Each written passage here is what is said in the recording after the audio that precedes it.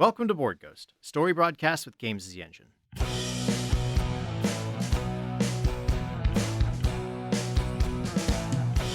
If living is a highway, then heaven is a bus stop. Been waiting for a minute there, but has it been forever? We believe you're out there, hungry for stories for shared experiences. We can't see you, can't hear you, we will play for you. This night's offering is a brand new game. It's coming out soon on Kickstarter in November, or it's out now on Kickstarter, by Burning Games, a Spanish game design company. The game is called Dragons Conquer America. It uses their faith system, and it tells the tale of an alternate history where St. George, instead of killing the dragon in biblical times, forced the dragon into servitude and made it with the help of a princess who became a dragon rider, created a shift in the way the world worked. So, Richard the Lionheart actually destroyed the Holy Land during the Crusades because they had better dragons than the jinns that the Muslims they were going after were going on. And Europe has come to a stalemate because everyone's kind of got their dragons and everyone's at a certain point. And Columbus has now discovered, 20 years past when this game is starting, the New World, and there are already people there, and there are already dragons there. And these dragons have no master. So they don't have faith, though. They're not Christian dragons.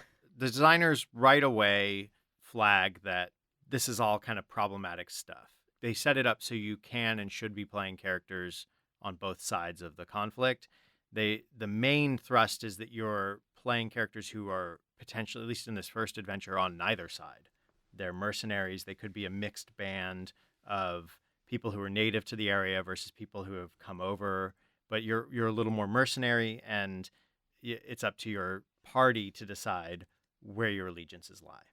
So that's where it will develop. So it's not like you are straight up a conquering force, and it's not like you're straight up a repelling force, but you're going to figure out where you land, and your characters have flaws, and part of the leveling experience is you can actually spend talents to remove your flaws. So you can remove your xenophobia and your prejudices over time as you develop as a character. And it's an interesting, challenging way to come at it.